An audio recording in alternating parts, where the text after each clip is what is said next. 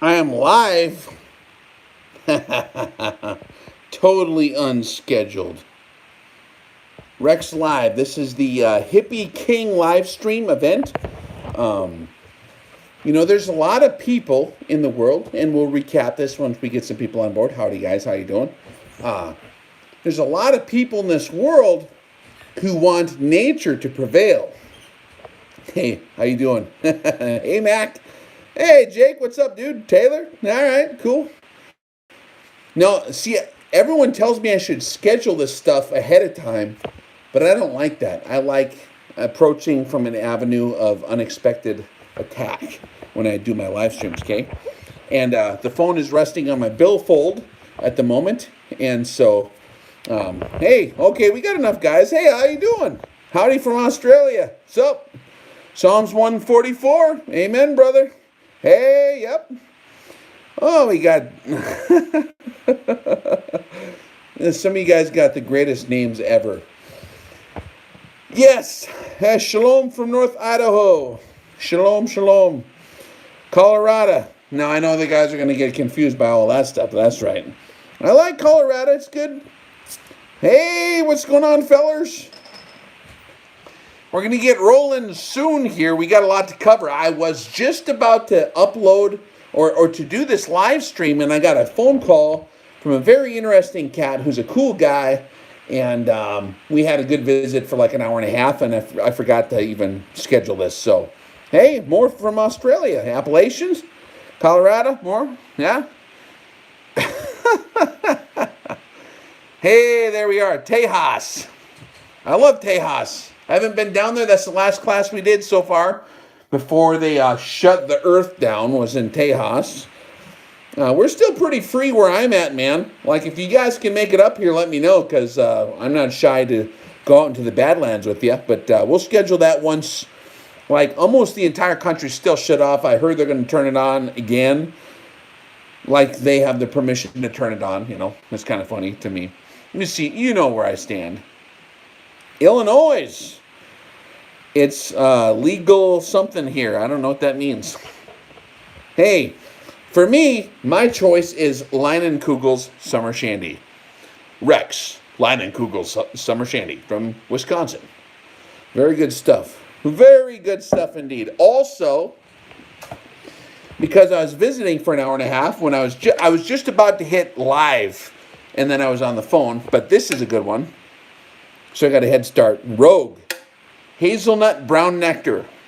Now I'm telling you, if you haven't tried this, if you care to slightly imbibe a little bit, I don't like drinking hard stuff anymore, but this is a nice beer. This has got a very good flavor to it. The Rogue Hazelnut Brown Nectar ale with the natural hazelnut flavor. I've always liked hazelnuts. It's only 5.6%, whatever that bad stuff is. 33 international bitterness units. Okay, and if you do not imbibe, I will not torture you any further. But yes, I did have a brewski. As you can see, the wife, she knew I was doing the video for the Hippie King, because I don't know what these movies are coming out, but she got me. I think these are like leggings, maybe. But I got my hippie tackle on here. See, my jewelry and such. So I finally gave in, guys. I gave in to the dark side, the other side, the left side, and I said, hey, you know, the hippies have been saying for years we shouldn't be using fossil fuels, we shouldn't be driving cars, we shouldn't be like using plastic, we should be becoming one with Mother Earth, right? So they've been saying for years all this stuff, which is weird because I don't know, maybe, I guess I could be classified as a hippie at heart in some ways, because I do play the guitar, and I do have certain hippie tackle. But you know what? Heck with it. I'm rolling with it. If the hippies want to have nature world, let's try that out. Let's see how that works out for them. We'll have a Hippie Beer contest. Okay, is there any... What generation is that after X? What is that one called? Y? Is there any generation Y here? Raise your hand. I'm right on the border. It's cool. I'll claim it. I understand all that stuff. I know how it was. I grew up with a lot of them, okay? And then I grew up with a lot of my older cousins too, and was raised on both sides of the fence on that deal, okay? But there's this like romanticism with the hippie culture in nature and environmentalism. By the way, I am properly educated in the religion of environmental ism and environmental science and other various, areas. And so I can speak as a high priest of the environment that, like, we're going to have a real conversation here. This is going to be what they call a reality check, okay? And my shirt ain't even buttoned up. You want to see the chest shot? Look at that. Okay. Proof that I am going to outclass even a literal hippie. I'm talking a baby boomer hippie that was raised in the 60s or 70s. Do you own this right here? What is this? This is for dudes, supposedly. How many hours you got on one of these, huh? This is legit. This is like late 60s, early 70s. We got the leather vest here. You see that with the tassels? It's kind of cool, huh? Hey, fellers, how you doing? And we got the it's like a polyester kind of situation going on here. And how many packs of non-filter Pall Mall cigarettes have you smoked while wearing this vest right here? Somebody tell me immediately, because I bet I won. So on the hippie accessories category, which is just the surface layer, everyone is a hippie stylistically. But when it comes down to the wire, and they're supposed to be a hippie in terms of practices and doctrine beyond the theological hippie, do they actually measure up to what they're wearing on the outside? Now, I have worn this before. I used to be a rock and roll guitar player. Remember, this actually belonged to my father. This is an antique. I don't even know what the hell it is. But this is from like the day, okay? So, how many of you got one of them? I'm going to be the hippie king. How about this? Let me show you. Oh, man. Hold on a second, guys. All right, dig this. Can anyone identify this object here? Please be my guest. See that? What is this called? Anyone know what this actually is? This is felt. Actual, real felt tuxedo top for playing rock and roll and disco and whatever you want to do back in the day. This is pretty cool, huh? How many of you got one of these in your closet? I actually used to wear this because I'm going to be the hippie king. I'm going to beat all the hippies. So it's all about jiu-jitsu, guys. The idea of jiu-jitsu, the martial art, you guys know what I'm talking about? If someone throws a punch at you, I'm going to spill something here. Better be careful. Someone throws a punch at you, and they go, how about this? And you go, oh no, don't throw the momentum at me. I'm going to use it against you by grabbing your arm and actually throwing you over my knee as I grab the back of your belt on the, right between your plumber's crack there, and I flip you upside down and I come down on your neck like this. That's jiu-jitsu. Utilizing one's momentum against themselves. Okay, you want to be an environmentalist and a hippie? How do you think that's going to turn out? How many hours have you spent in the bush? Leinenkugels, you ready? How many hours have the supposed hippies spent in the bush? How many squirrels have they eaten? How many squirrels have you guys eaten? Now, I know my guys are some squirrel-eating dudes. Weasels, squirrels, unclean animals of all sorts, chipmunks, raw deer livers. When I shot it was supposed to be my first deer, but we were so excited because it was actually a nice buck, we forgot to do the ceremony. So it was on my second buck I shot. My father made me eat the liver raw out of the deer as I grabbed it out. No cooking, no salt. I could have used salt, by the way, And I wiped it off in the snow, and I ate the liver of the deer out of its belly. Because that's being one with nature, right, guys? See, what the hippies got all wrong, there's poser hippies that say, we want to be one with nature. We want to become one with the environment. Save the environment. Oh, okay. You want to? Are you saying? See, like we got eyeballs on the front of our face. That means we're meant to track down crazy killer wild animals or prey or whatever, right?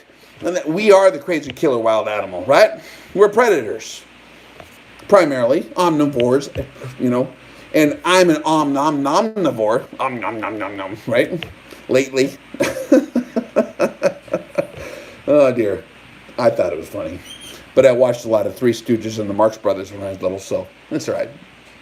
But I'm telling you, a lot of these guys have this idea, like, if you just strap on hippie memorabilia, all of a sudden you're one with nature. Because I identify with the cause that I saw on television. Okay. You ever see that movie, The Wilderness Family? It's like these hippies move out into the wilderness and they're going to just survive in the cabin, and all of a sudden a freaking grizzly bear tries eating them. And they got to use a shotgun, bro. They got to like fight off the grizzly bear. Are you prepared for reality? So, like I said, I have given up to the hippies, and I've said, okay, we'll go back to nature. Let's go ahead and just like anything that emits carbon besides our own breath, you know, shut it down. Shut down your electricity. Don't drive a car. Take your iPhone and throw it in the river. All that stuff, okay? Let's do that and see how that works out. I'm excited about the idea. I used to be that guy. That's who I am, bro. It's been a while. I'm soft now, but I've had a lot of chance to eat lasagna since then too. So if the supermarkets were to go down and nobody could buy food, I would outlast almost every hippie I've ever met. They're way too skinny to be a hippie. I would be fine for at least a while. And while I'm just sitting there, waiting, looking at my clock, reading some more books, you know, they'd all just kind of be dropping dead out there, you know, starving to death. And then by the time I come out of my little wherever, now I'm the king hippie. Just from that one thing alone. I was thinking ahead. This is comedy, guys, okay? Lightning Kugels, okay? Can you handle this? Who would carbonate such thing? It's a natural process. By the way, can you guys make your own beer? Have you ever tried it?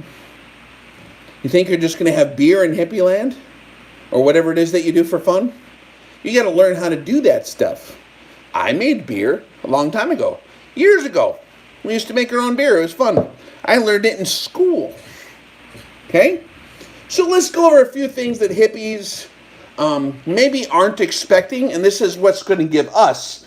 We all need to jump on board with the hippies and the environmentalists who are calling for, you know, oh, look at the blue skies. There's no trains, there's no planes, there's no automobiles. Everyone's in their house. Nobody's planting any crops. Isn't this lovely? Meanwhile, I'm seeing like what's coming around the corner. Yeah, you don't plant crops, you know what happens? There ain't no food from the crop.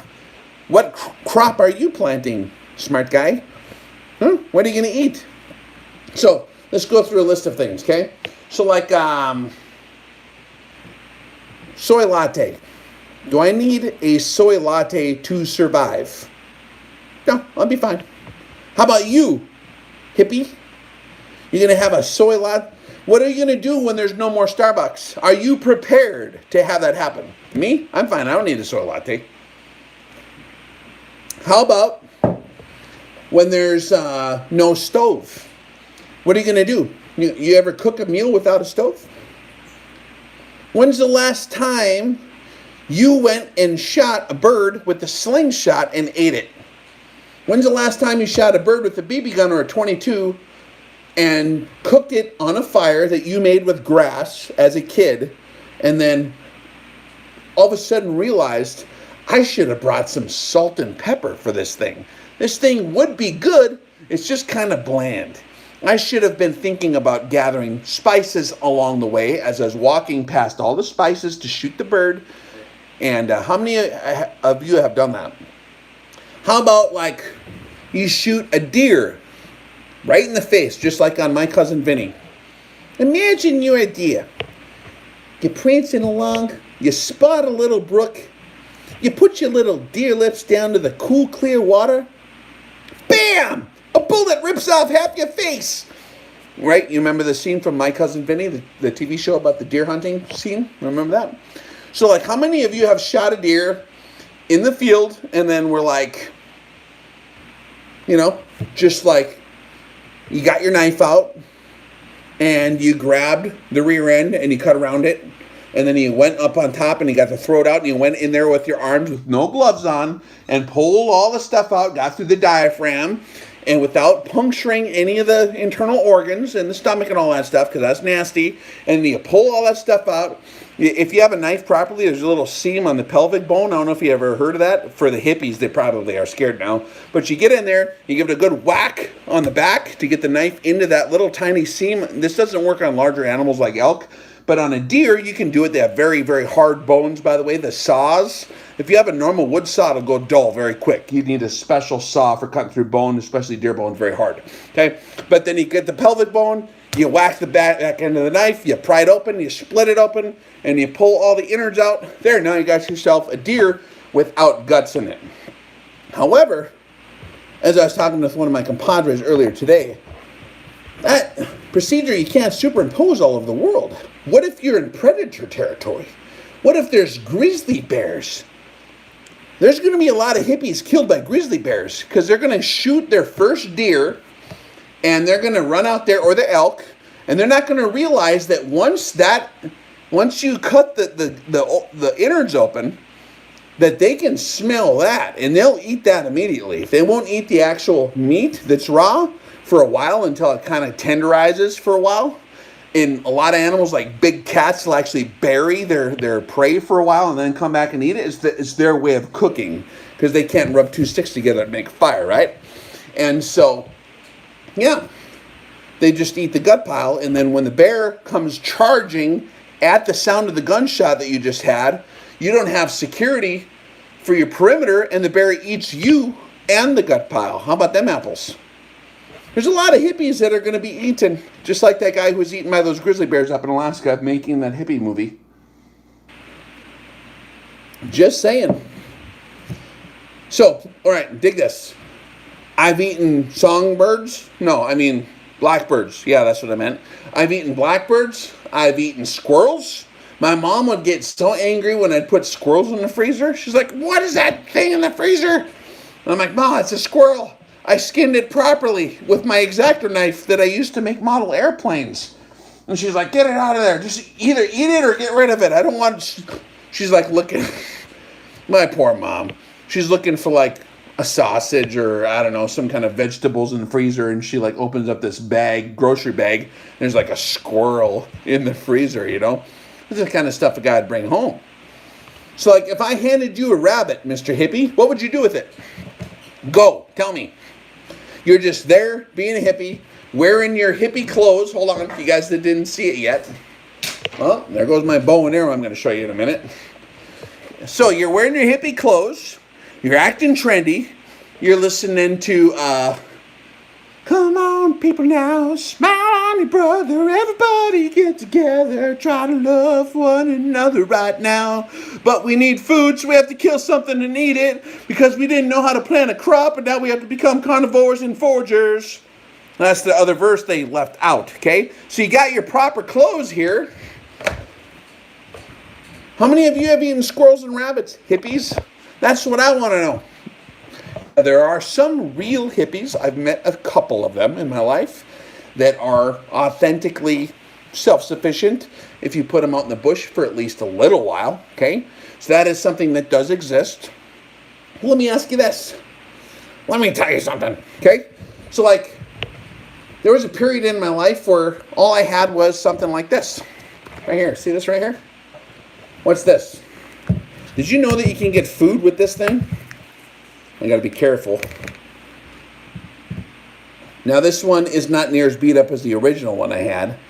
And actually, one of my first knives that I survived with, that I dug food out of the dirt with, and used to cut wood with, and start fires, or you cut the wood and you shave it and all that stuff. Blah blah blah blah. Okay, you can learn later when all this stuff happens. Very soon, coming soon to a city near you, because you're wishing for it, and so maybe you'll get what you wish for. But if you have a good knife, there's a lot of cool stuff you can do. I used to live, like, if you're by the ocean, it's easy. Maybe that's why most hippies live by the ocean, because it's so easy to live there. There's, like, no Arctic freaking winds that come down half the year. It's basically nice out all day. That's why I chose the beach for quite a while when I was living as a nature man back in the day. I used to live back on the beach. I would dig up stuff out of the ocean, out of the sand, whatever it was that had protein on it. I would go find some old chef and I'd ask him, "Pardon me, Mr. Chef, I found this ramen noodle packet seasoning thing, and I have water, and I can make fire. How do I eat this thing that I just dug out of the sand?" And he'd explain it to me in a chefly fashion of how to make it taste awesome. And I ate it, and I was like, wow, ramen noodle seasoning does the job. Must be just the right amount of MSG. Okay? How many of you know where to find salt if you can't find it? How many of you have salt ready in your pocket, right here, ready to go? Hippies, I'm talking to hippies, guys, here. All right. I want to see a hippie with a knife survive for like a week. That's what I want to see, okay? I'll even give you a freaking cigarette lighter. How about that? What are you going to do? Dude, I'm going to be the king of the hippies. And I might even be a tyrant king of the hippies. Kind of like Colonel Kurtz out there in the bush or whatever. That sounds fun. I mean, why not? I got poetry skills. I'm fat. I can say stuff. Whatever. Like, let's start a hippie colony out in the bushes. And when they don't know what to do with the knife, I'll explain it. I'm not an expert at the knives. The guy just talking to actually is the knife guy. Like, I have no idea what the hell I'm even doing, but at least I tried it one time and actually lived. I didn't die. But, like, I don't know. It's different where, I don't think people think all these things through. So, like, can you live without electricity? Me? What do you need electricity for? The internet and Nintendo. That's it. What do you think you need electricity for? A light bulb? Dude, I got 600 pounds of candles, like over there. 600 pounds of candles. How many can I carry? Doesn't matter. I can light other shit on fire if I need to see something. Or I can let my eyes adjust to what they call the moonlight. You ever try that ever before? You can still see in the moonlight. You just got to wait a little while. And if you see a bright light, like if you want to turn to look at the campfire, you keep one of your eyes closed so you can do whatever you're doing. And then when you turn away from the campfire, you still have your night vision. That's old school night vision, is closing one eyeball. Did you guys ever learn about this in your hippie training course yet? I don't know if you did. So, environmentally friendly, okay? So, no gasoline. What are you going to do for transportation? You're going to walk around and stuff? Is that what you're telling me? You're going to walk everywhere? What kind of pants you wearing? The skinny little hippie jeans? Bell bottoms? Polyester? What if you need clothes? Have you ever made clothes out of random items you found? How are you going to have shoes?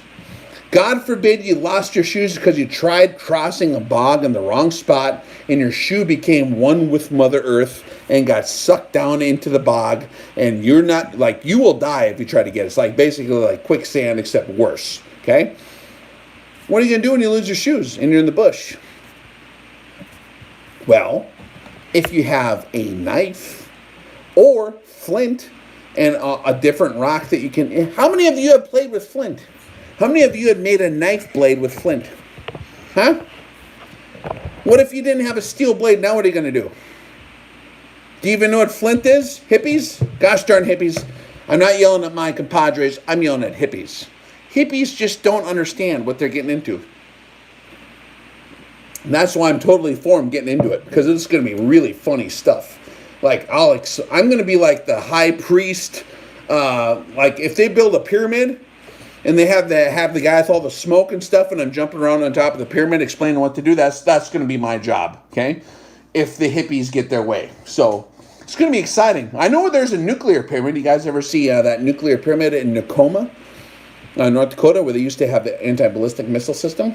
We could probably use that. That would work pretty good, I think, So I hope you guys are excited about, that deal. We're going to have quite a light show. We're going to have rock and roll going on top there. By the way, if you didn't have your guitar that was made and sold to you in your Hippie guitar store, do you know how to make music still? Do you know how to make a tub bass? Do you know how to use a 2x4 and any kind of piece of metal like rope or string and then just bend it? Boom, boom, boom, boom, boom. How many of you have tried building an instrument for yourself? Yeah, see, I'm going to be in charge of all that too. The Hippie Instrument Building Division. How about that? All right, so, quiz question. All potential excited hippies. Dude, I met a lot of kids over the years who identified as a hippie and wore this kind of stuff right here. I think this is my wife's leggings. I don't even know what this is here. I just wrapped it on my head because, that's what we got to do when we're in hippie land. It's like my insignia, see? It's like combat stripes or whatever, except for being a hippie. Maybe, I don't know how, I don't want to venture into guessing what the hell that even means with the hippies. So I don't want to understand the ranking system. All I know is I'm going to be the king of the hippies. Yeah. Hippies better start burning bras, yeah? Well, so what if you do if all of a sudden all your clothes got contaminated or polluted or lost or the bear ate it? Tell me about shoes. Well, if you're in an urban environment and you can find a piece of steel and... Do you guys know how to even make, steel? Do you know how to make steel out of iron? Do you know how to use a hammer forge? Who in the room has used a forge and a hammer? Raise your hand. That was my hobby. How about all you hippies? You ever try that? Or were you sipping on your Starbucks soy latte as such right here? Oh, look at me. I'm pontificating on things I don't know anything about. I was on the interwebs and I heard about this social justice issue that I need to yell about because I'm a hippie. Okay? How about them apples? Shoes. So if you're in the city and you can find an old tire or get one off a car, you can make shoes out of tires that are pretty awesome. But the steel belted radials will poke me. Well, calm down. Your feet will get used to it. Or if you take the Rex Hippie class, you can use a weasel or a house cat to soften the steel belted radials from poking you in the feet. So all I need for shoes, what are the hippies going to do when they don't have shoes? They're going to cry because they can't go to Starbucks when they're shoe shopping. What are all us guys going to do? We're going to get ourselves a knife, 2 house cats, preferably, and 1 tire ought to do it, okay? And maybe half an hour. Well, if you want to do it properly so it lasts a little longer and stuff like that, you got to pin it out and stretch it out and scrape all the stuff off and rub some brains on there. And if you have salt, that's good too. There's a lot of old ways to do it, but anyone ever tan a hide? Anyone ever turn a weasel or cat into shoes? Just asking for a friend. It's going to be funny. If there was a video camera in hippie land, which there won't be because there's no electricity or technology involved, it's going to be funny. And I'm going to be the only one with the beer. Me and my compadres. Me and my boys are going to be the only ones with the beer. Because we actually paid attention in biology class and understood the fermentation of grains and the yeast that blows across the silos, into the open pits and would naturally ferment things like the ancient recipes and what kind of water to use, knowing the water profile of how to make a proper ale, okay? Did you know you have to adjust the water profile? Did you guys know that? Probably not, okay? Gosh darn hippies. Hold on a minute here. Hey, hippies. You know what this is right here? This is your new primary weapon. You ready for this? I know you didn't have the discipline to ever take firearms training. So just merely possessing a gun doesn't count. Just like possessing a surfboard doesn't make you into a surfer, or possessing a Paul Reed Smith guitar doesn't turn you into a guitar player. What's this right here? See this? You know what this is right here? Called a bow. This is what I used as a kid, a little kid. This is not a little kid's bow. If I pull this with the draw length that I have now, standing on my own 2 feet as a full adult, this is about 58 to 62 pounds of draw weight. This will shoot an arrow straight through the chest of a deer. It'll go all the way through the chest and hit the hill on the other side after the deer's like, blah. By the way, hippies, are you ready for this one? If you were to shoot a deer with a properly spined wood arrow with this recurve bow, which actually, anyone notice that this is strung backwards? Did anyone notice that? You know why? Bet you hippies don't know why. Because they never did anything except pose with their hippie clothes. Dig the hippie clothes one more time. Exhibit A, hippie clothes, check. Okay, you got that. Now what can you do? You can preach about becoming one with nature. Okay, let's go. Do it. Keep it shut down for infinity years. You will see how great it's going to be. It's going to be fun. And I can walk south for the winter, or I can live up here if I have to. I don't really want to. It's too much stuff to try to survive up here, but in the wintertime. But why is this strung backwards? Anyone know? Huh? You guys know. My guys already know. They're cracking open a lining kugels right now. That's why they're not typing. Yeah. So you string this backwards during storage so that it keeps its spring proper. And then when you're ready to restring it, you put it through your leg, which I learned when I was a little kid from my father, because my father was a badass. And you just put it in there, and in 2 seconds, you restring it the right way. I'm not going to do it now because I'm going to probably break the computer in half or something. But you string this the right way.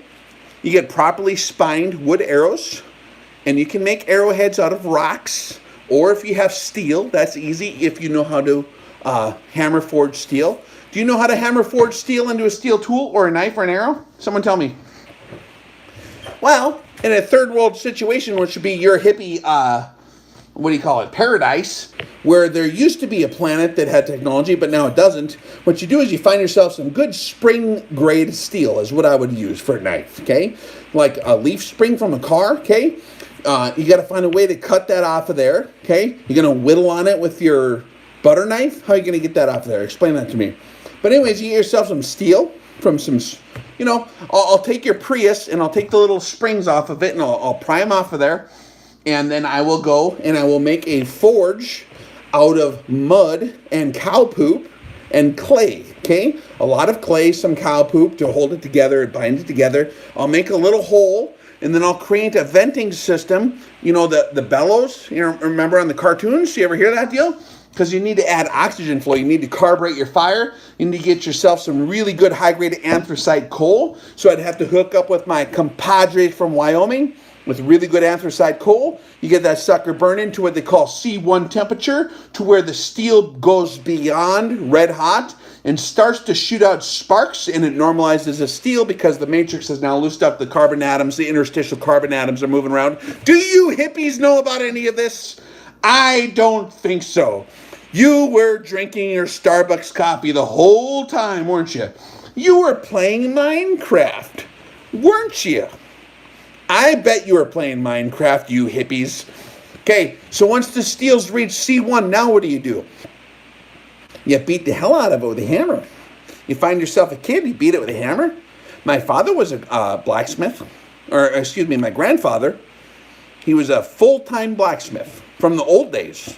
Old school, big old trip hammer on a big wheel, okay? And so you smash the steel until you get the shape you want. Then you have a big wheel grinder that's powered mechanically. Can you do this without electricity? Oh yeah, that's how it's done. And then you sharpen all your stuff. Or if you have electricity, you can do that too. That helps out a little bit. You need an electric motor. That's great. That's a convenience. Okay? And you can make yourself a real nice blade. Now what are you going to do?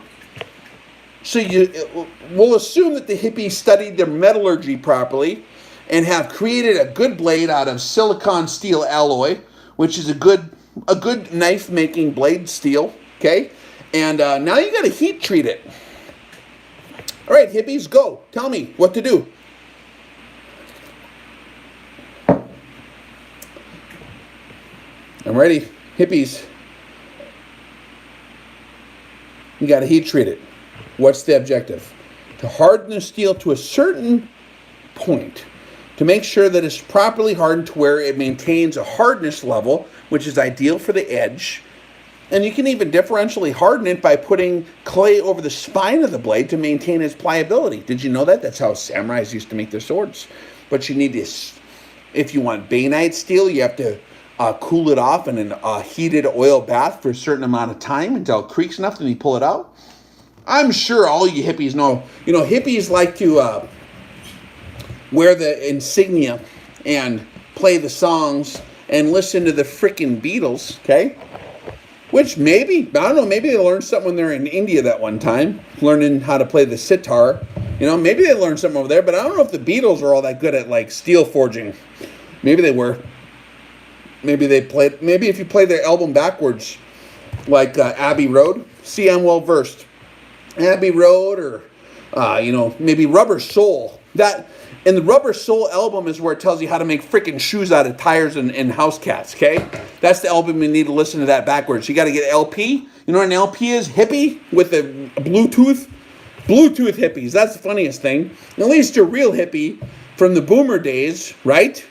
At least a real hippie from the boomer days would know what a 33-speed record is, like where you can actually turn it backwards and it plays all the crazy stuff that's really in the record. Like, take 2 house cats and mix them with the tire, stretch their skin out and clean it off, right? And it'll tell you how to do it on the Rubber Soul album from the Beatles. I'm sure that's what's in there. So what other albums are there? A Hard Day's Night. That's the part where, like, it sucks to sleep on the ground with ice cubes on your face. How many of you have been frozen to the ground trying to sleep while soaking wet in the winter? Raise your hand. It's glorious. It's fun. It's all about calories. How many of you can chase down and kill a deer with one of these things? Okay? Okay, you're going to make some flint arrows real quick. You're just going to learn this overnight, I'm sure. You know, that's, I don't know what song that would be that the Beatles wrote. Dirty hippies. You can use Weasels too, of course. Yes, I know. House cats or Weasels both work fine for making shoes. It depends on if you're making full bore, like Sorel boot pack level, like winter gear. You're just going to wrap a lot of stuff on your foot. Okay? Dr. Pep, what? Oh man, I'm getting messages on top of my live stream. That's why it's slowing down. They're trying to sabotage us. DC is trying to sabotage our operation. I knew it. Dude, I want to hand a live chicken to a hippie and be like, here's supper, go. And then just film it. Do we have any volunteers? Do any of you have a relative or friend that has the hippie insignia and memorabilia and wants to return to nature? Do any of you know an environmentalist that hates the carbon footprint we're putting out and wants to go back to the basics and back to nature? Send them to me. I don't even know what I'm doing compared to guys that I know. I know guys that actually know what they're doing, okay? But like, I'm going to hand them a chicken by the neck that's going and be like, supper time. Just like Uncle Ted Nugent used to do on his show. And I'm going to watch them cry for 3 or 4 hours. And they'll probably turn the chicken loose because they feel sorry for it until they become hungry enough and realize they don't know how to find another chicken. So they're going to go and track down that chicken again. And then they're going to re-catch it. And then they're going to have to figure out how to get the feathers off. They're going to figure out which parts of the chicken they don't want to eat that much. They're going to figure out how to light a fire. What if you lose your big cigarette lighter? What are you going to do now, hippies? It's going to be funny. You like that? How you guys doing? Okay, that was my hippie rant. I had other stuff there. I had a whole thing. I had a meme, a hippie meme. Like electricity? Nope. Cell phones? Nope. Bluetooth? What the hell is a Bluetooth? Is that when it gets infected? And then you have to learn how to be a dentist hippie out in the middle of your bush?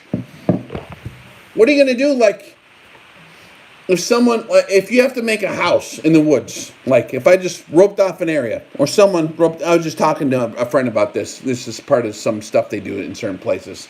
Rope off an area, all right, live here, go. And then just watch them. Just watch them. See what they do. and then come back. Because, you know, like people who are living online and on the internet their whole life.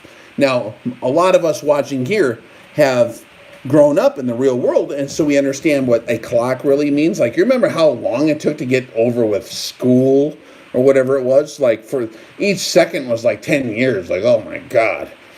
When you're on digital crack, you don't notice how slow time is. But when you're in the woods and you're sitting there confused, time will go by really slow. You'll think 9,000 years had passed, and it's not even noon yet. You know what I'm saying? So it's going to be funny to watch the hippies try to survive and build a house or know what to do or where to start. How you guys doing? Yep. I'm going to be the Tyrant Hippie King. I will have all the hippies under my control. You guys are welcome to come help me, bring order to the situation if you like. Just the stuff people think of. Like, do you understand what you're calling for? We need to shelter in place longer. Hey, they're euthanizing all the chickens. Yeah, well, I don't want to catch a cold. Okay. Hey, they're shooting all the livestock in the face, and they're throwing eggs on the ground, and they're dumping milk on the ground, and they're closing all the meat packing facilities, and all the vegetables are rotting in the fields because they want to get crop insurance instead of, harvest it because the economy's messed up and they're giving away free money. You're a racist. You're a horrible racist type person. Okay, we'll let you guys win. You know how long I prayed for the solar flare? The holy solar flare to come, which will correct all things. Like, all of a sudden, all the electricity doesn't work. I know where my nearest candle and matches are. And, I got a pistol in my pocket right now, so that's kind of a head start right there, right off the bat. I got a water filter within 6 feet of me. I could put the most gross water you could think of in that thing, and I could drink it for like years on end. How about you guys? How you doing? What are you going to do with your water? Just curious, hippies. Oh, we'll dig a well. All right, what are you going to do while you die of thirst digging your well? Oh, we have a well at our house. Is it on an electric submersible pump? Well, yeah, we have a generator. How much gas you got for your generator? Well, we got this many gallons. How long does that last? How many hours? It's on solar. What about a hailstorm? What about your donkey trips over the wire and breaks it and you don't know how to fix it? Do you know how to solder without electricity? Oh dear. Is it a DC pump or an AC pump? Did you know that alternating current motors, electrical motors, are totally different than direct current? Totally different. What is your ESP on your pump, on your well? Do you know? You have no freaking idea, do you? You're all going to die from not having water immediately. And if you live where there is water, you're going to be like sneaking down to the river. And just like in all these other bad places, there's going to be bad guys, and it's going to be like a horrible situation. Someone's going to see you like with a wheelbarrow carting water across the alley back to your house, and you're going to get your water stolen, and you're going to be bleeding out, wishing that your hippie doctor actually knew what they're doing, besides some plant that they'll use to try to heal you while they should be, taking care of your sucking chest wound. Oh, we're getting downright apocalyptic now, guys. Getting scared? Yeah, no. We don't want, no. The intention is not to let the hippies die. My intention here is to remind people that, like, hey, nature is a different deal than what you're living in. If you want to keep preaching about going back to nature, that's cool. But I would suggest a soft transition. Like, start camping now. Quit drinking lattes now if you've never done it before. Because, like, those of us that have grown up eating squirrels, bringing revolvers to show and tell in the first grade. Yeah, I said it. And it was normal. Those of us that grew up, like, playing around with the deer after you killed it, trying to get the blood out of it and stuff like that as a kid. Like those of you that were on like fish detail after you caught 85 different kinds of fish out of the lake in one sitting, and Pa's like, here you go, clean them, Here's how you get the meat out of the cheek. That's an extra bite of food right there. Those of you that grew up doing that might be better off. But even then, man, even for me, and I lived without a house for a while. I went to the nature. And I was in a very soft environment, what they call Northern California, Central California, on the beach there on 101. And I lived for a while. And it was awesome and I loved it. But like, if you live in any other part of the world where it's not so easy, well, the problem there is that once it goes crazy, everyone will run to the beach and it'll just be criminals ruling. Then what are you going to do? How many firearms do you have within reach of you right now as you're watching this, hippies? I got this one here, that one there. I'm covered. Like, I can at least fight my way to win for a while. Just saying. I don't know if people ever thought all these things through that they're talking about. You guys ready for this one? All right, we're going to take a questions and answers. Hippie living questions and answers. Okay? Rogue. See this right here? This is a good one. Hippie Beer, see? It's even communist. It has a star on it. And you can look at how I went through a lot of trouble to make sure this video is authentic. I'm drinking Rogue, organic. Where is this made? I don't even know where it's made. Probably in some communist area. Yeah, there's government warnings on it and stuff. It's communist beer. But I'll drink it. Great apocalyptic movie is Cyborg with Jean-Claude Van Damme. Never saw it. Everybody gets a gun. Well, see, like, yeah, I think that firearms are a very useful tool, just like anything else, right, guys? But like any other tool, if I handed a chainsaw to some random dude and said, cut me 4 cords of wood, and don't break the chainsaw, because then you'll have to whittle through it like Justin Bieber with your freaking mouth. Okay? You don't want to be doing that. You're going to run out of teeth pretty quick, okay? Now, Justin Bieber can do it because he sings all those songs and he's been conditioning his teeth with all those years with all that fluoride in his brain. So his teeth are good. But unless you want to do that, you don't want to break the chainsaw. How much chainsaw hours you got? How many chains have you changed? Do you know how to race out your chainsaw? Like racing chainsaw? Drag racing? You ever see those competitions where they cut through boards really quick? Do you know the trick to doing that? All I need is a small file. There's certain parts on the blade that you can file down to accelerate the process. You don't even have to sharpen it all that much. And then it's technique. Yeah. Hippies. Gosh darn crazy critters. All right. We talking face full of cords? Pissing in the wind. Well, I know. We're having fun, guys. Calm down. I'm having fun. Let me have one fun video once in a while. Come on. Come out of her, my people. Yeah. So what is that reference to? Can someone tell me what that reference is? Come out of her, my people. What verse and chapter is that? Did anyone ever read my channel description since 2009? My channel description is not anything that I wrote. I copied and pasted it from something. Rex, what's the key to your operation? We've been trying to infiltrate for 15 years straight or however long it's been, or 10 years or whatever. Like, we have a whole team of analysts trying to figure this out. Dude, read my description.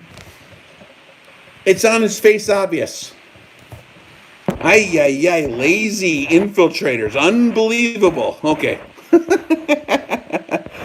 Go on, son. All right, lest you partake of her plagues. Correctamundo. Hey, did I kill it? No, it's still all right. Yeah.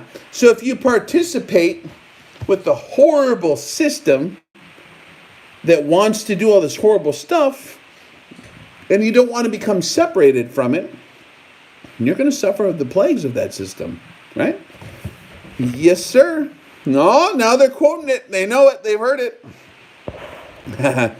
Yeah, Revelation 18. Read 17 and 18. Actually, read the whole book. It's just great. And you're not going to understand Revelation, by the way, unless you have a very sound foundational understanding of all of the first 5 books, because it's continuously referencing back to the principles and laws from those 5 books, because it says, here are they that keep the patience of the saints and follow my commandments and have the faith of Yeshua. Okay? So, like, unless you, like, churchianity and the book are totally different animals. Just by the way, this is Rex's church, by the way, if you didn't know that. Congratulations, you're all coming to Rex's church now. Sorry. Leviticus, yeah, there's a lot of stuff in there, man. How do you hide money from a hippie? You put it under the soap. Yeah, do you need soap? No, you don't need soap. You create your own biofilm, see? Actually, it's true. When did they invent antiseptics? Anyone know? Very recent history. It's very unnatural, actually. Do I use soap? Yeah, of course. I mean, I want to live in America and not scare people away. I have to be professional. So every time I go, before I go to a class, before I do a seminar, I always use soap then. Otherwise, no. I'm joking. Hey, by the way, how do you make soap? Anyone know? What components make up soap? Hey, hippies.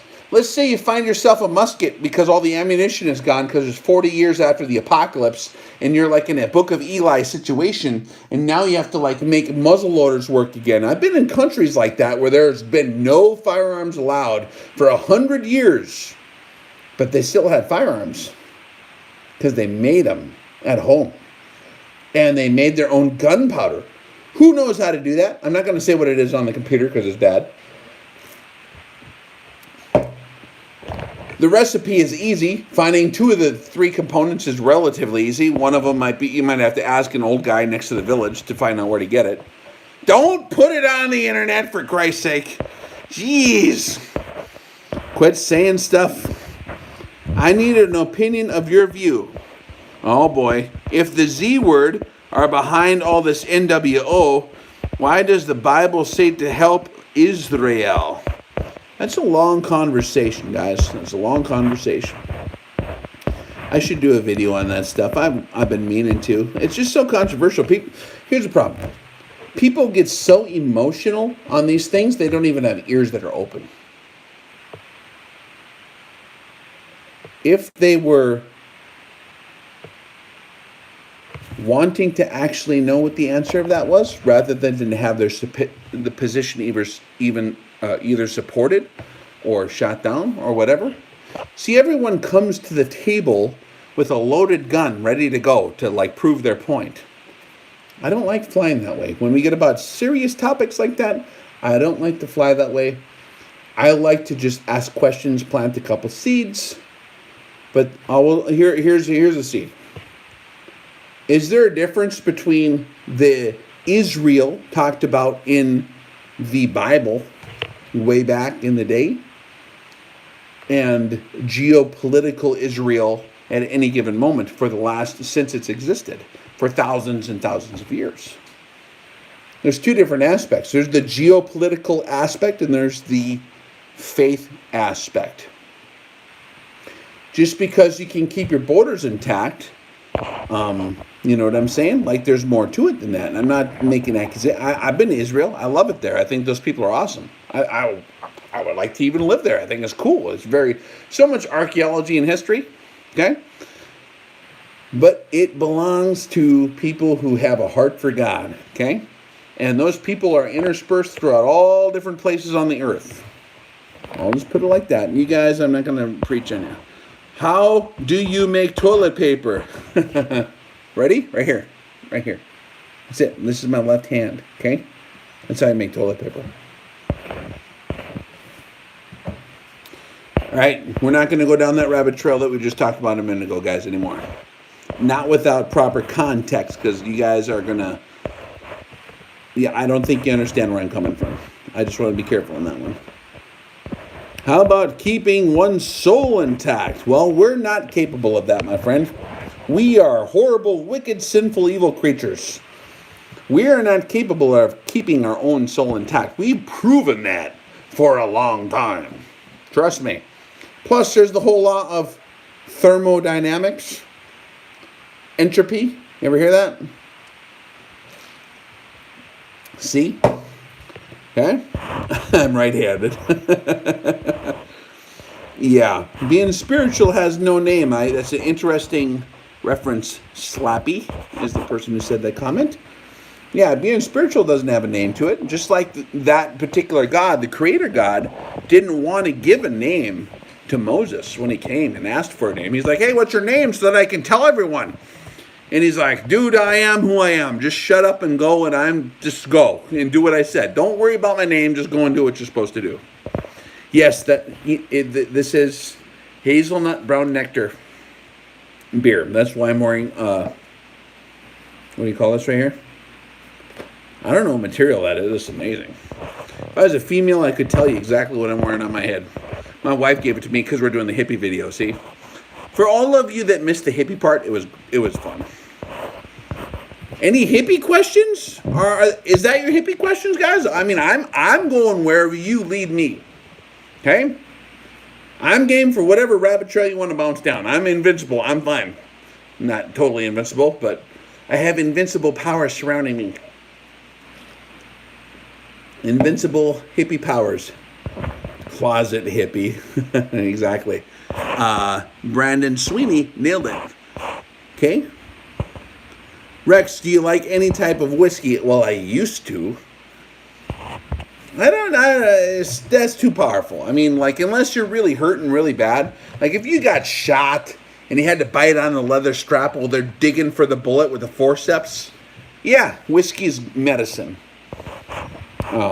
Or if you got a really bad back. I mean, some days I'll take a sip. I usually mix it way down with water. I drink it kind of, sort of clean, but then I add a little water. I don't know what they call that. I don't eat. What mushrooms can you eat? I don't know. I eat portobellos from Walmart. I'm not a mushroom eating expert. Actually, I know enough about... my father had a field book of natural history, an old college field book this big that identified every single living organism on the earth. And they had a dichotomous key to identify everything.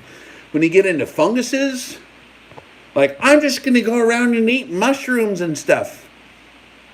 I'd be careful with that. And if you're choosing to do, like, there's a lot of these hippies that, like, okay, here's a safety lesson. For all the hippies going around, running around, eating mushrooms that some guy sold them in the back alley, that's, like, really dangerous. Because there are, like, in some cases, 4 different types of mushrooms that look identical to themselves. And, like, unless you got a microscope and are a, like, PhD in that topic, you will die a horrible death. You might as well just eat VX gas. Like that guy on The Rock at the end when they shoved the VX gas into his mouth and gave him a jaw punch. That might as well be you if you eat the wrong one. So I'll leave that to the mushroom farmers. And if it goes apocalypse mode, I'm not eating mushrooms. Sorry. I learned enough to realize that I don't know anything about them. So I don't want to eat those. Oh, stop, you guys. How fast do you think the U.S. will balkanize? Oh, boy. I don't know. We'll have to see. I don't know the clock. I do know the trajectory. We can all see the trajectory looking through the spotting scope, can't we? When? Kind of hard to tell. We shall see. All right, I'm answering a question. That's what my finger over here, by the way, for all those that don't understand what I'm doing. After you watch this is a live stream, so I'm panning through commentaries. North Carolina is going to be wiped off the map. Why? Wilkesboro? What's going on in Wilkesboro? I don't know what she's talking about. Balkans. Yeah, everyone keeps bringing up the Balkans all day, even on telephone calls. That's interesting. Final movements will be the rapid ones. Yeah, it's like birth pangs, right? It's like when a chick's about to have her baby, like it starts off slow and then hurts a little bit, and then all of a sudden it's like it compounds logarithmically. And all of a sudden you are in the zone, and it happens. How can one best grow their spirit? Okay, that was a question from M_bro. How can one best grow their spirit? You can't grow your spirit. It's going to do whatever it does. If you are good soil, it will grow in you. It chooses you. And if you're receptive to it, it will grow. You have to be good soil. But you also have to hear the word and have the seed planted. What is the seed, by the way? If you want any fruit to be buried out of there, it's the sower and the seed. It's the word of God. The seed is the word of God. So if you hear it, it hits good soil, then it grows into good stuff. See, as the numbers go up and down, guys, a lot of people custom tailor these things to get the most amount of viewers. And I got, I don't know, 600 or 500 or something right now. I forget. I can't see the number. I don't care. I care about quality. And I have filtration mechanisms built into everything I do on this channel. I'm like a rodeo horse bucking, trying to get guys to leave. If you can't handle it, get the hell off and don't let the door slam you on the ass on your way out. It's just one filter, and there's more filters to come too. Stand by. It's like selection process. You just let everyone in? No. If you're about to get to some kind of really important point, you don't just let everyone in. You know what I'm saying? So many people just want to sell stuff and be popular and get more numbers and more stats and make more money. And they're like, marketers and business guys always come from an angle of like trying to maximize profits. And I understand the concept, like we all got to live and stuff, but like coming back to the hippie concept, what do you need to live? All right. Here's something that was going to help everyone out. I thought of this the other day, or I don't know if it was this morning or what. Is anyone have anxiety going on? It's cool. I did for a little bit there, you know, because like sometimes you get in this mode of trying to figure out like, how am I going to survive? How am I going to maintain my current empire? Whatever that empire might be. Okay? Is that the right question we should be asking ourselves? What's your mission? You're trying to maintain your current empire, you're going to be stressed as shit. Because the future, I mean, like, the trajectory of the country is going in the wrong direction, right? And even if this thing, we're opening now, it's a structured reopening, it's a new normal. Define new normal, okay? So that's where people get anxiety, is they're expecting their current situation to continue to exist forever. It's not going to exist forever. Plus, if it did, you would still die in a nursing home. So calm the hell down about all this current existing of your empire. You're going to age. That's another fun thing, too, is all these people are like, I'm in shape and stuff. Like, yeah, wait a few years. It's going to be funny. Because I was the same way. I was all mean to people and, like, giving them hell about their health. And then I got, like, certain things that happened to me, like cancer and steroids and all the treatments. And then, like, it crashed, right? Thermodynamics, everything shall come to pass. Except certain things. What are those eternal things, okay? But dig this. If you're worried about what's going on, and I'm not even going to get into the second dimension. I'm just going to stay on earthly dimension stuff. You ready for this? Let's do a quick check. All right. Do you have oxygen? Check. Let me check. Yep, I felt it. I breathed it in. Alveoli, bloodstream, oxygen, whatever thing that goes to the brain says, hey, that felt nice to breathe. Okay, so we got oxygen. That's good. Do you have oxygen? Okay, that's good. That's the number one thing you need. Number two, depends on where you live. Shelter and heat, perhaps, in the wintertime, right? Okay. Or water. Okay. Let's say shelter and heat. Roof. Check. And a roof can be made out of dirt and sticks. The Mandan Indians had no problem figuring that out, nor did any of the other ones. If you don't know how to make a roof out of a bunch of house cats or one very large buffalo, then figure out how to do it with sticks and dirt. It's not hard to make a roof, okay, guys? You just throw stuff up until the water stops hitting you in the face. Or you go into a cave if you want to be a caveman. So we got oxygen and we got shelter, okay? And shelter would include warmth, okay? You'll figure out a way to make a fire. You'll figure it out. I'm sure you've seen a Boy Scout movie. It might be a rough learning experience. 50% of you will probably die trying to figure out how to make a fire because you just don't know how to do it and you bought the stuff but you never tried it, okay? But so oxygen and shelter, including your furnace, okay? That's the two main things you need. Water, okay? How do you get water? Well, you go find some water and you drink it. How did people live for thousands of years before water treatment? A lot of them lived to be old, very old, older than we do now. You go where there's water, you find running water, and you drink it. And your biome becomes accustomed to the water.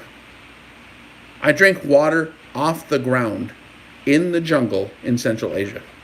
And I'm still here. I'm fine. Did I poop for a while? Uh-huh.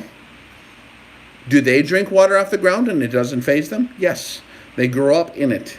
They grow up drinking horrible, terrible, gross water off the ground that is completely nasty, but that's why we have this amazingly and fearfully, wonderfully made immune system that can adjust for that. If you have time now, if you live your whole life in soap and chlorine and hydrofluorosilicic acid, yeah, if you just drink like I did, just drungle water right off the ground because you run out of other options, yeah, you have iodine tablets, you have a canteen, you have other water, you have filtration mechanisms, but what if you get separated from all that because you get turned around in the jungle and you're chasing animals and there's a tiger after you? You guys remember that? I posted the video. I posted it. Yeah, the old guys remember it. The old school watchers remember when Rex was tracked by tigers in the jungle and had to shoot certain animals, not tigers, but other ones, to eat them, using rebar out of a homemade gunpowder launching British musket converted to a matchlock. Remember that, guys? Yeah, that was a long time ago. Okay. Yeah. Ever wondered why I have messy hair? Because I do not care about hair. I'm a hippie king, remember? So we got shelter, and we got oxygen, we got shelter, you got water. Okay? Now, there are ways to make water more safe to drink. They have what they call in geology or, surface geology, geomorphology, or environmental science, whatever deal you want to go, the Vadose zone. You guys ready for a science lesson? So if water can pass through the soil, and if you dump if you take a big poop right on the lawn, and you pee on it too, okay? This is a little gross. And it all soaks down. The water, once it goes through 10 inches or more of soil that is not soggy, the biome of that soil, the soil is a living organism. The biome of that soil is called a vadose zone, which is the dry part underneath it, but the water still makes its way through. Once it makes it through 10 inches, it is purified, well-quality water. All the biohazard stuff has been remediated. Now, do not trust Rex. I am not a doctor. Do not drink water that you pooped in the yard and dug out of a hole, okay? Go read a book. And this is just a conversation. I'm not giving you medical advice or water purification advice or none of that. Okay, there's my disclaimer, okay? So, oxygen, check. Roof, check. Water, check. I got water here, I got water there, I got water downstairs, I got water over there. There's a well right over there. I'm set. And if there's not, I can drive to where there is more water. So that's 3 things you need. Food. Well, I've been preparing for a while for the grocery stores not to be open, so I'm good on food. How about you guys? You guys good on food? Do you know how much food it takes for a human to eat in a year? Even on skinny guy mode? Okay? And you might have to shelter in place while everyone's cannibalizing each other for a while. Okay? So consider that. Don't just think you're going to go grow a garden or put sprouts in the windows. You don't think anyone's going to break that shit out and come and kill you and try to eat all your food because they see that you're still in your house alive? Okay? You guys need to travel to bad places to know what I'm talking about. Okay? So, food, prepare now is a good time. If you can't, learn to hunt. Learn to trap. Learn to fish. Learn to gather. Learn how to forage. Learn to plant a garden. Get away from people, okay? People's your problem. So you got oxygen, you got a roof right now, and I'm talking day by day. Right now, do you have food? Or we got the water? Do you have water and food, guys? We all have water and food. If you're watching the smartphone, by the way, right now, you have no reason in the vast scheme of things to be slightly even agonized in anxiety at all. You're holding a freaking supercomputer in your hand, living in conditions greater than anybody on earth has ever lived in the history of the world as a schlub in America, whatever income level you are. Okay? Low class, middle class. Dude, I've lived on the beach. I've lived in my truck. I've lived on the ground. I've lived in trailer houses. Pardon my slobber. I've lived in like low income, like multi-dwelling, whatever the hell, like houses with blankets in the windows. I've lived in a nice house, and now I live in the house I live in now, which is like middle class type stuff, okay? And I have a supercomputer in my hand right now, and I'm talking to dudes all over wherever you're from. Do we have something to worry about immediately today? Consider the birds of the air. They fly around. They're not worried about tomorrow. They're not worried about what they're going to do tomorrow. They're just sitting on a branch, chirping. Are they worried about next winter 3 years from now? Dude, they got plenty of worries about right now in birdland. A bird sitting in its nest right now is simply worried about becoming warm. Because it's cold out at night, and all the little baby birdies in the springtime need to be warm, and all it needs to worry about is getting a couple worms to feed the baby birdies, and then it's fine. It's not having an anxiety problem. You don't need to freaking put out bird medication for the bird to calm down, do you? Because the birds are smarter than us. They know that their Father in heaven will clothe them and feed them. How much more are we than the birds of the air? Boom. Click, click, boom. Okay, we got oxygen. We got shelter, we got water, and we got food, all of us watching this right now, okay? And you got a supercomputer if you're watching this. That's 5 things. You got communications, high-tech communications. And if you got that, you probably got vehicle, transportation, friends, all kinds of other stuff. What are you worried about? Now, I know they're stealing away our birthright, and they're trying to collapse civilization, and they're trying to shut down everything down, but that's fine. I say, let's go. Like I said earlier, what's this thing? This is a bow. This is my bow that I used to shoot deer with, okay? It's not fancy, is it? See that right there? There's no sights on this thing. You simply walk slower and more sneaky towards the deer, and then you shoot it with a wood arrow. And because I'm high tech, I used a steel arrowhead, okay? All right, question time. 73 minutes in, you guys are sticking with it.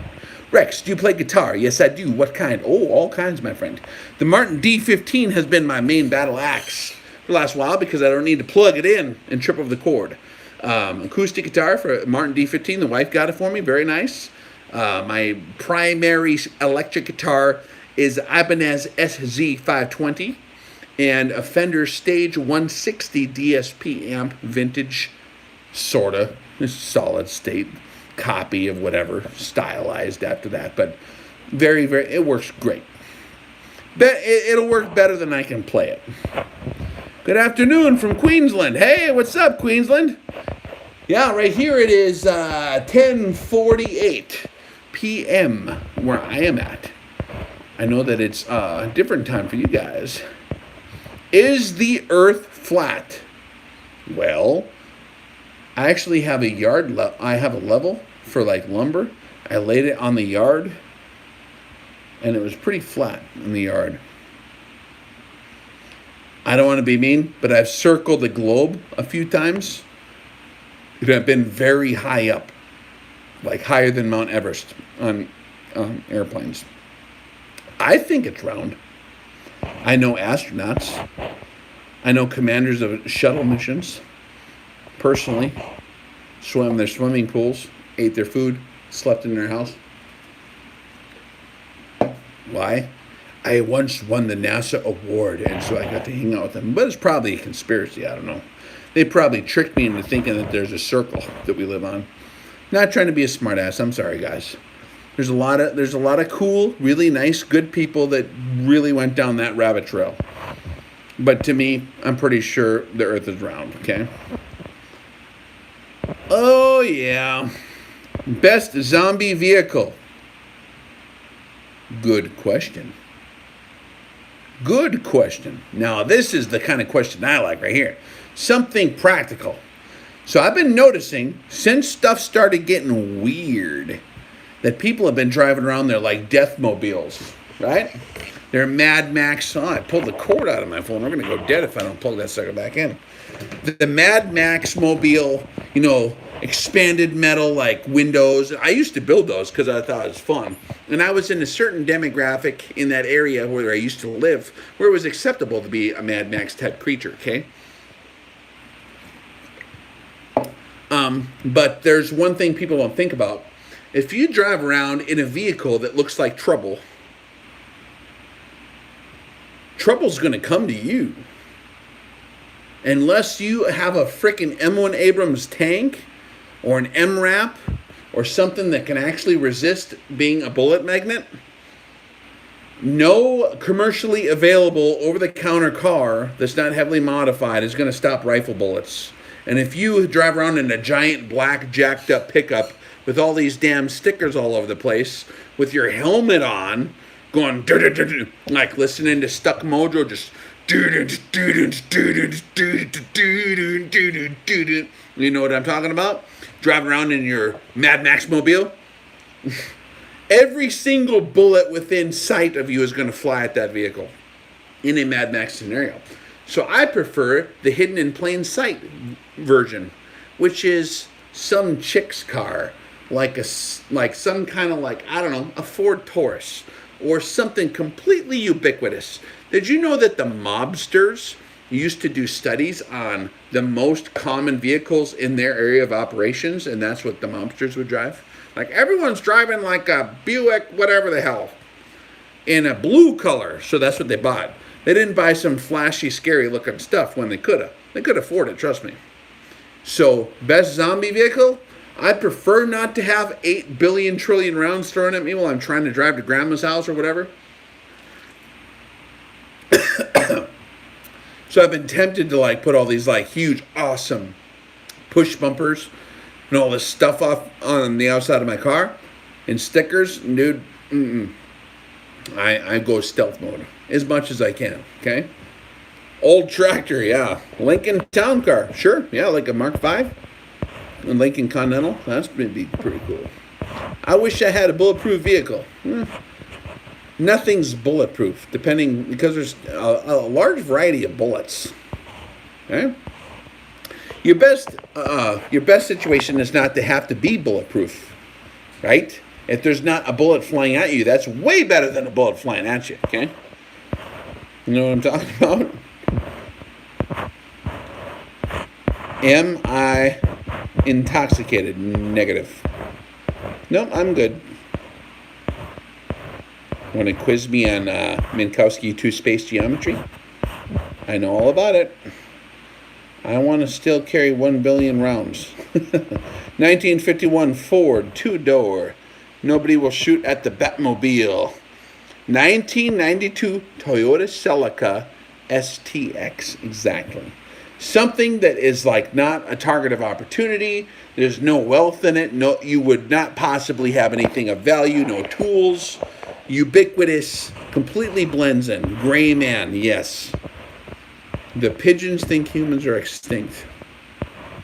Rule 1 in a gunfight: don't get shot. Exactly. So don't become putting a target on your vehicle. Okay.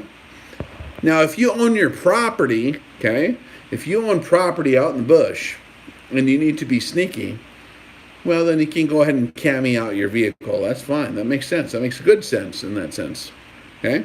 But if you're like traveling on public roadway, if you're in a town or have to drive through a town, all of a sudden your camouflage becomes like a red car with like some kind of like roller derby sticker in the back window or something that no one would ever expect.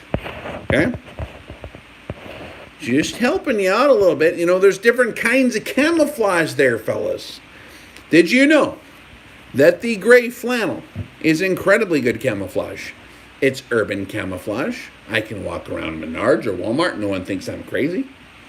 It's bush camouflage. Like if I have to dive behind, or like urban camouflage, like if I have to drive into a junkyard or behind a big pile of machinery, it's gray and black and it's all the colors. Plaid was originally developed as camouflage and a uniform. And, you know, look it up if you get that kind of heritage, you know what I'm talking about, okay? Plus the gray colors, these specific gray colors, or even just the gray hoodie. I know guys that develop high-end camouflage for military outfits. They get contracts and stuff like this, or have bidded on contracts, or had their stuff bidded on. And there's the gray. Some of those gray colors are the best, like just a monolithic, like gray hoodie, like a medium gray. Will work in the desert, the rainforest, the jungle. Oh, same deal, right? You know, the alpine, the tundra, the winter, everything urban. And plus, it'll work in Walmart. Who believes in reptilians? Oh, my Lord. What's a reptilian? Tell me more. I want to know. By the way, when I'm sitting around a campfire, that's the kind of stuff I like to visit about is reptilians and UFOs. It's very interesting. I think it's fun. All right, sorry. The phone is shaky. All right. All right. Any other good questions? You guys are visiting. That's cool. I don't mind that. Grandpa's red and black camo does well on breaking up signature for deer. Yes. Actually, red is a color that tricks the human eyeball. Did you know that?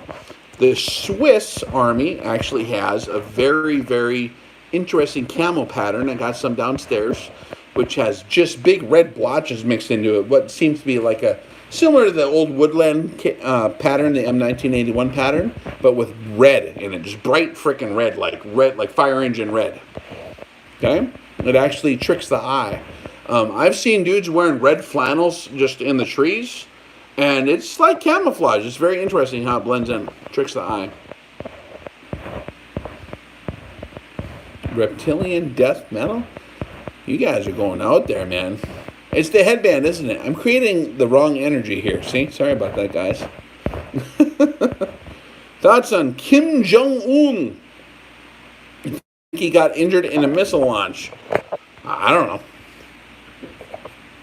You know what? Guys like that aren't really in control of their country anyways. Kim Jong-un and Kim Jong-il and Kim Jong whoever the hell was before that were all strategic points of tension for China and the United States to play their games with each other. We both just used them as a chess piece this whole time. So what I'm worried about is them actually becoming autonomous and deciding they want to do their thing. But hey, then we go to hippie land. Remember how fun it's going to be? Hey, quiz question. Anyone remember from like an hour ago? How do you make your shoes? What do you need? What do you need to make shoes, guys? 2 items. Or one item would work. But if you had 2 items to make it extra comfortable. Tires. Yes, that's one. Tires is 1 item. That's very, very good.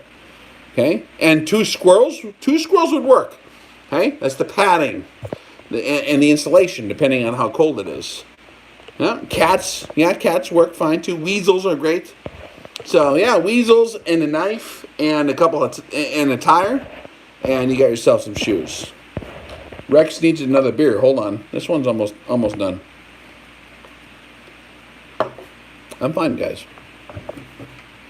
Every once in a while, you gotta let the badger loose. Or human skin. What the hell? Who would say that? Alligator. There you go. Moccasins. Yeah. Anyone here else ever actually legitimately lived like a caveman for more than a month? Raise your hand. Not by choice. Yeah? Anyone here live like a caveman? Yeah? You have? Okay. Yes? Cool. Good to know? No? Okay. Yeah. Go camping this summer. If this summer calms down, because now they have established a precedent to just turn on and off your Bill of Rights like a light switch, and the economy is like probably in a dead cat bounce situation, which I will make shoes out of later, by the way.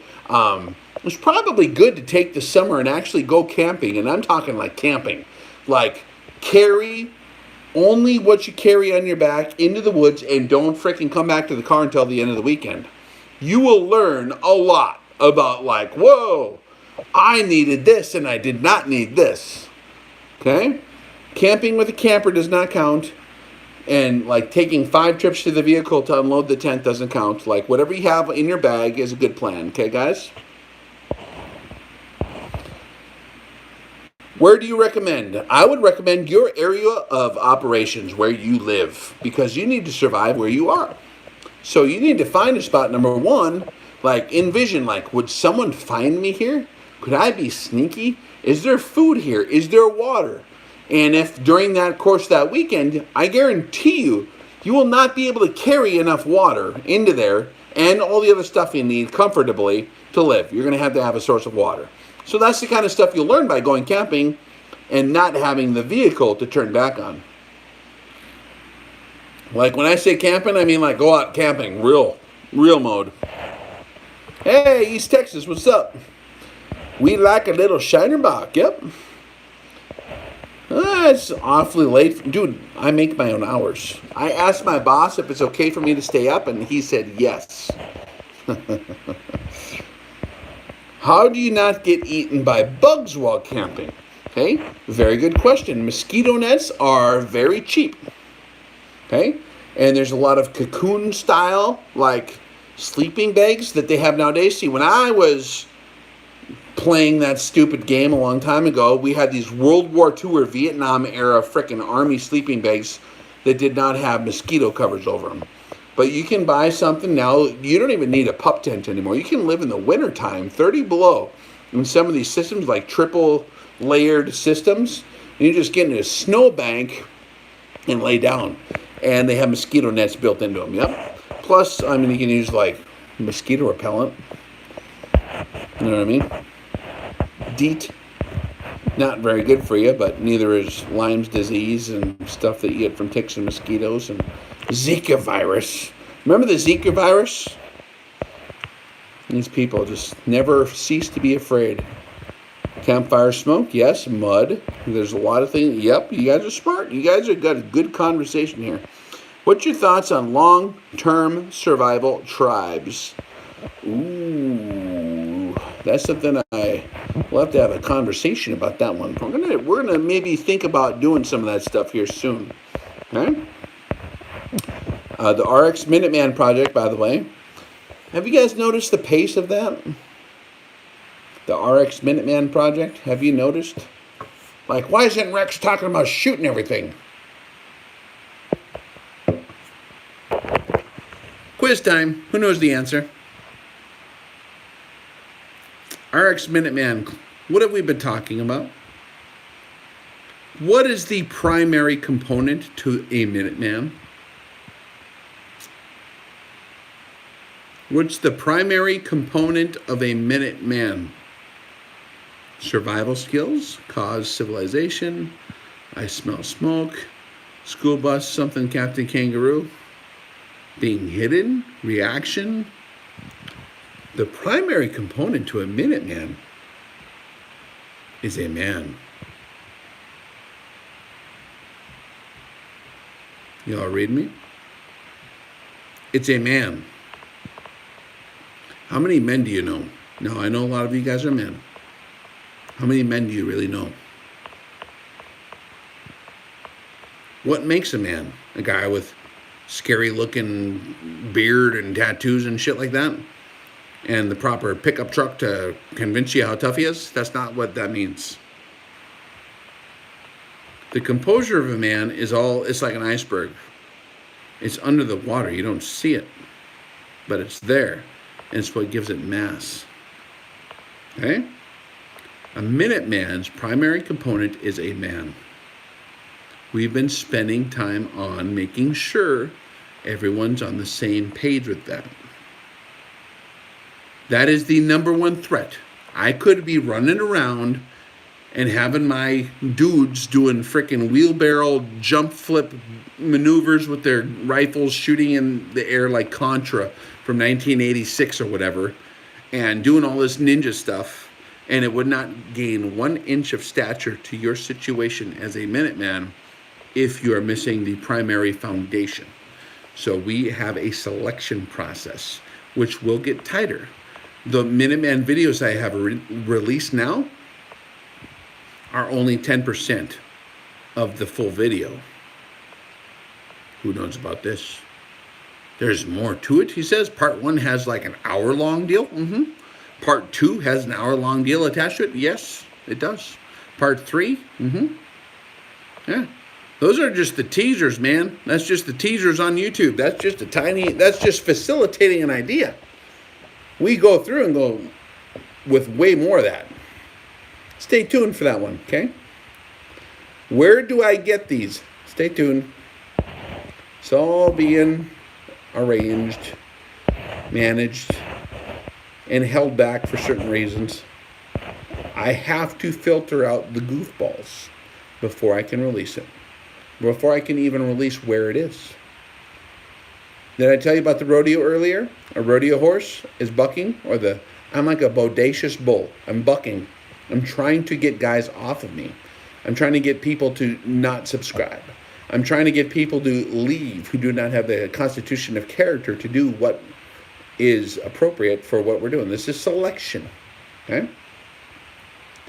Once that moment has come, I will have the whisper and I will know. Then we can proceed, and then I will give you a clue or a treasure map to where you can seek it. And then when we seek it, then there's different circles of how this works, okay? You don't just throw it out there on the internet. Roger that, guys? The RX Minuteman project. We've been doing some videos on Minutemen. That's what we're talking about. But I'm not just handing it out willy-nilly on here until we get everyone else bucked off the horse who can't be on the horse, okay? Does that make sense? Yes, perfect. Angela gets it. All right. Any other questions for you guys? I've been having fun. I just got one more to go and I'm done. It'll be my 6th one and I'm done. All right. Yeah. Deet, do it. Late 70s Ford. What are you talking about? All kinds of stuff. Trucks, seeds. Looking forward to it. Oh boy, a project? Yes. Hoorah. I know what the R part means. R's and W's mean different things. And the who, something, It's okay. I know about the hoorahs. Arkin on a 50 BMG. Will it last? I have not shot one on a 50 BMG. I would love to. I got stuff I could test it on. If I can get a hold of another Arkin and test it on a 58 BMG, I will do it. Arkin scopes are pretty good, actually, for the money. They're looking pretty promising. For the dollar, for anyone who's like on a budget. For three to $500, yeah, this is a pretty good optic. Food shortage, yes. There's already 130 million people, extra people starving right now. You don't see it because you live in the United States. Just from us shutting down the economy, okay? And that's just like the beginning of it. It's going to be very bad for some people, okay?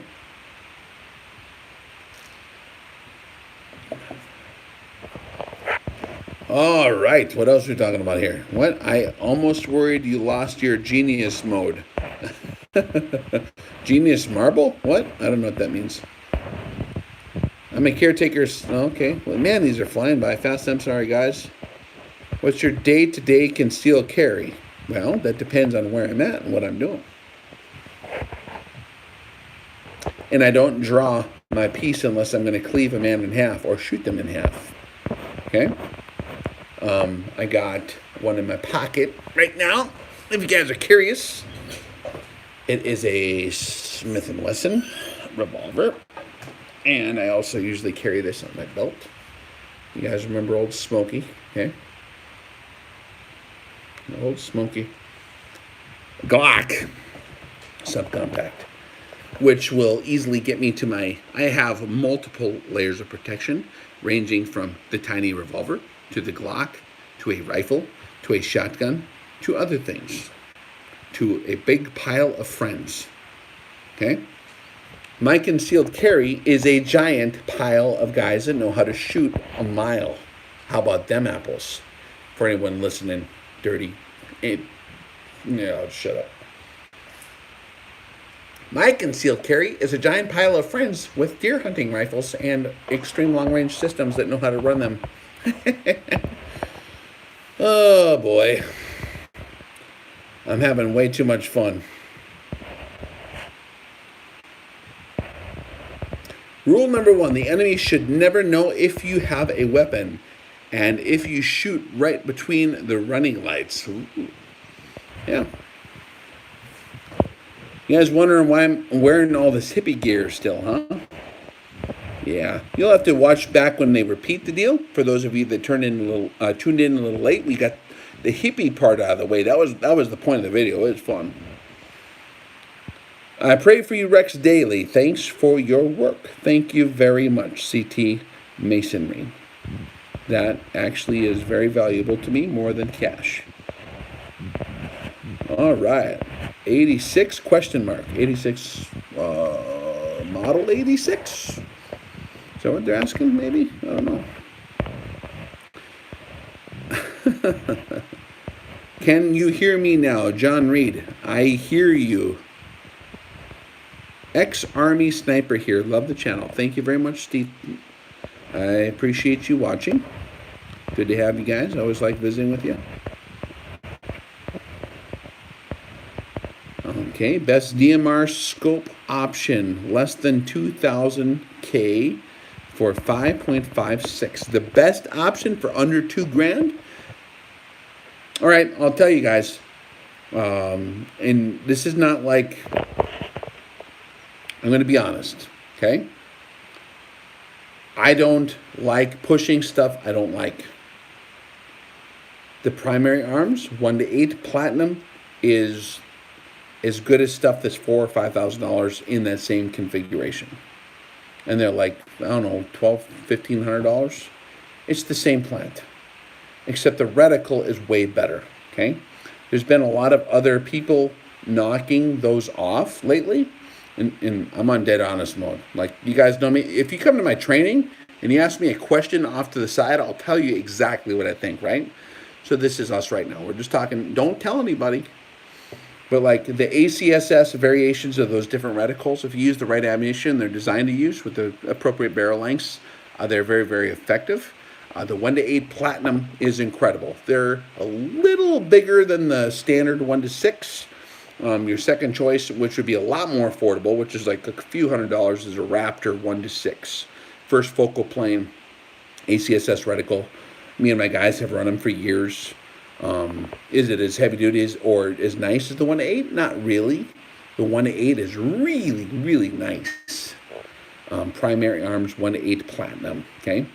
And ACSS. They make the first focal plane version. And there's a 1 to 8 that's not a platinum, but I like the platinum. If you're under $2,000, that's the one to get, for sure. Actually, it's funny, like, I was going through my work rifles, because I have a lot of stuff that I test platforms on, right? Different optics. And I'm like, okay, I might need to pass these out to guys that don't know what the hell's going on, that I have to train in 15 minutes. This is actually a real story, right?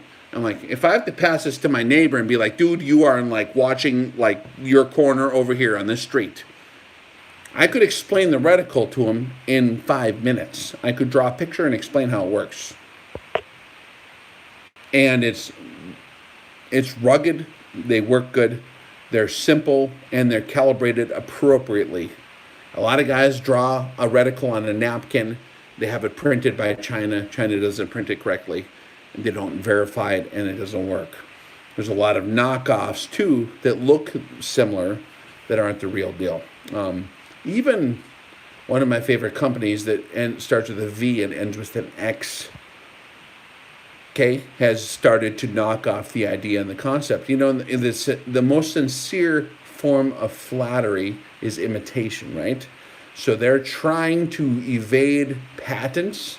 This company that starts with a V and ends with an X on the ACSS reticles, that Primary Arms kind of has a corner on that. Trigicon and EOTech and some other companies, I forget which ones. Actually, I don't, but I'm not allowed to say. Like major, like very well-respected, very expensive optics have been working with them on those reticles. And they're good. They work good. Like, I'm not a BDC guy, except those actually work good. Just run the ammo in a standard rifle that it says it's run for. Do a parallel bore zero. We talk about that in the DMR class. And you're pretty much going to, with the M4 bone stock, 600 yards is like little girls' work.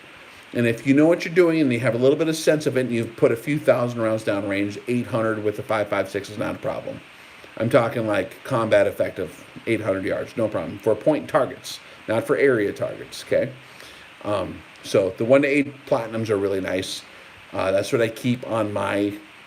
on my primary that I always have, I have a Trigicon ACSS Aurora, okay, is what I have on my Colt M4.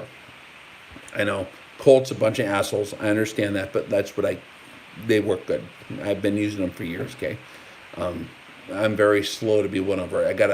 I like Midwest Industries, I like BCM, and I like Colt. That's my preferences. But I keep Trigicons on most of my stuff, mostly the ACSS Trigicons, and then the 1-to-8 platinums on all my work rifles. 1-to-8 platinums, and plus, we're going to get some feedback from some friends. I got a buddy who's, oh man, I'm not allowed, I don't know, I forget what I'm allowed to say, so I'm just not going to say it. But he's a professional on the highest tier, above what Hollywood says, okay? And he is using the stuff in the field abroad right now with all his guys, and they like it. They like it way better than what they've been handed. And I'm not going to burn him, so I'm not going to say who or what, where, when. That's all you know. But they like the 1-to-8 platinum, okay? There's a million knockoffs now because it's a very popular idea. They're trying to evade the patents. Okay? All right, any other questions here, guys? He in Africa. Oh, trying to narrow it down. I'm not gonna. Are you guys still there? Are you there? Yeah, she's acting funny now. So EMP attack preparation was the question. Learn how to be happy in the 1700s. Kerosene wasn't around the 1700s. You don't want to get a whale, but learn how to use lamps, candles, cook food with a fire, have a fireplace, wood-burning stove, know where the coal is in your area, where if you had to mine coal or acquire coal, if you're in a cold environment, where are you going to get water, learn to hunt, learn to camp, become Amish. I'm not Amish, but like you need to start thinking that way. That's the only EMP plan. There's nothing, people are all worried about shielding their stuff. It's like once your battery runs out, it's over. There's no more battery construction. They're not shipping batteries anymore. You're not going to go down to Walmart and buy more batteries, or your generator runs out of fuel. Plus, it's all electronically controlled. What happened? Yeah, you know what happened. You can use a Faraday cage. The United States government has Faraday cages for their like defense equipment in case of a nuclear war, so they can operate for at least 6 months. Okay, but like for you and me, be happy being a caveman. So low tech beats high tech. Y'all follow me? Low tech beats high tech. Think about that one. I'm going to shut the hell up after that comment, okay? Y'all get the idea? All right? Well, it's been glorious visiting with you guys. And thank you for watching the hippie video and tolerating my wife's jewelry and leggings on my head. We talked about bows. We talked about knives, how to make shoes out of cats, hippie stuff, and becoming one with nature. Not a bad idea. All right, guys. We will catch you on the flip side. May the force be with you. And it's been fun. Thank you for tolerating my buffoonery. But every man has got to be honest. I'm not going to hide from you who I am. I'm not going to, like, you remember when you're a kid and you're smoking a cigarette behind the gas station? Maybe some of you didn't. Maybe you're not old enough to remember that used to be cool once to smoke cigarettes. You smoke it, and then the car's are behind you hide it. I was never that kid. I'm like, if I'm going to smoke a cigarette, I'm going to do it right in front of God and everybody. Okay? So, thank you for tolerating my stuff. I prefer honesty over deception. I am an open book. Here we are, and we will catch you on the flip side. And I love you guys. Be safe. Do a lot of praying for the country. And most of all, get prepared on both levels, physically and above that too, okay? All right, rock and roll. Adios.